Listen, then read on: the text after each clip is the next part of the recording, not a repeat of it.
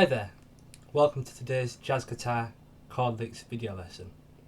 In today's lesson I've got a cool big band style chord phrase which I'd like to teach you.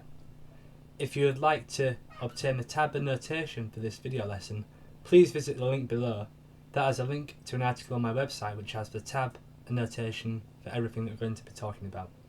So if you'd like to follow along, I recommend you pause the video, load that up, and we can begin. I hope you enjoy this lesson.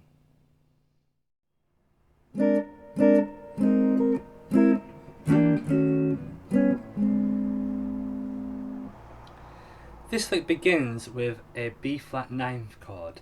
This is kind of a stretchy chord which I like to use on quite a lot of these chord licks videos, so it's well worth learning in a chord in its own right really.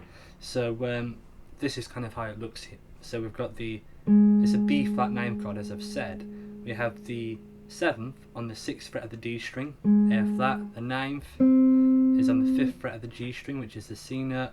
We have the 3rd, which is on the 3rd fret of the B string, that's the D note. And then we have the root again, which is on the 6th fret of the high E string there. And that's the root note. And that gives you this B flat 9 chord. So the first part of this chord lick is based off this grip.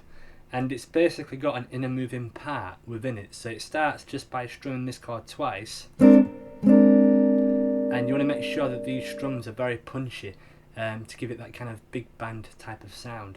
And then what basically happens is when you've strummed this chord twice, you move your first finger up. It then goes to a B flat, I think the chord for this I've analysed it as being a B flat 9 sus. And you know, it's that kind of Jimi Hendrix chord, which everyone knows kind of from Little Wing. But as you can see, I've only moved that one finger to get it, so it's gone B flat 9, it's in the B flat sus, and then the final chord which we have is this chord, which is kind of an interesting chord. It's not a particularly great sounding chord, but in the content of this lick it works just fine when you hear it. And I've analysed this chord as being a B flat 9 sharp 11 here. But if we look at this chord just for a minute, we've got no third here. We've got a 9 and sharp 11, but we've got no third. So it's not really a chord which I'd use in its own right. It's all about in the content of the lick and the content of the music. So we've got the B flat 9 chord twice. Then we have the sus chord twice. And then we have the sharp 11 9th chord minus the 3rd once. So just play that again. It goes like that. So you've got that inner moving voice there. And then after that we've got a slide into another B flat 9 chord from a half step above. So the B flat 9 chord which we're sliding into has the 3rd, the 5th fret of the D string, the 7th on the 6th fret of the D string, the 9th on the 5th fret of the G, and then the 5th on the 6th fret of the B string there. Kind of how that sounds. Great sound, very kind of aesthetic blues sound to use there. And then to conclude this lick we actually slide then into another B flat 9 chord. We're sliding into this one from a semitone below, so we're going from an A flat 7 to a B flat 7. This B flat 7, we've got the 7th on the 7th fret of the D string there. We've got the 9th on the 5th fret of the G, and we've got the 3rd on the 3rd fret of the B string. You'll probably recognise this as being part of a B flat 13 chord. It's more commonly played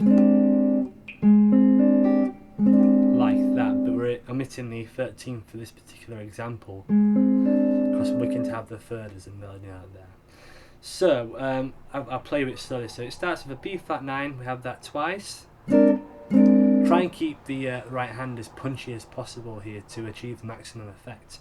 So we've got the B flat 9 twice, the B flat twice, the strange kind of sharp 11 chord once, then we're sliding into the B flat 9 from a half step above, and then we're sliding into the B flat 9 again from a half step below, like that. Okay, so slowly.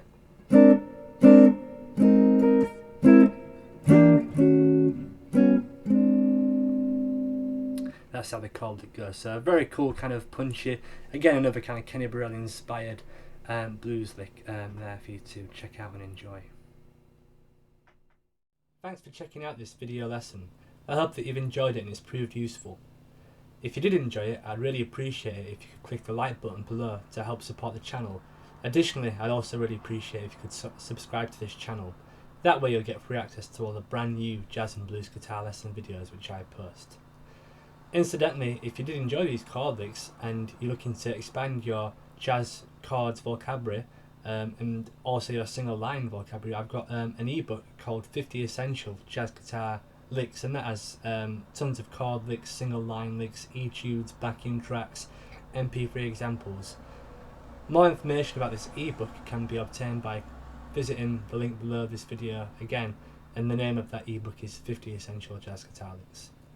Thanks again for checking out this video lesson, and I'll see you next time. Cheers.